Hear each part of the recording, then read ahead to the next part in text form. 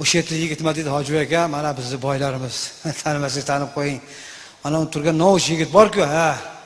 100 gektar yeri bor. G'o'zipay sotdi bu yil. 25 ming va g'o'zipay sotdi aka dedi. Bular g'o'zipayni puliga bitib ketdi Hoji aka dedi.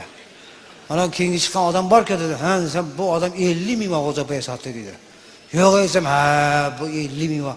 Ana o'rtada turgani kim desam, bu kamaschi bu. Bulardan 500 so'mdan bir bog'ini oladi-da, o'sha bir bog'ini 2 bog' qilib bo'lib sotadigan o'sha bo'ladi. Buni ikkovidan ham puli ko'p dedi. Faqat bildirmaydi bu bolalar, o'sha pishiq bo'ladi dedi. Mana bu turgan dedi 50 ming va g'o'zipay sotgan dedi, eng katta boylarimizdan dedi. Haqiqatan ham turibdi endi bu boyvachcha endi qo'lda gugul cho'pib. Hay odamni puli ko'paysa kekir bor ekan ey.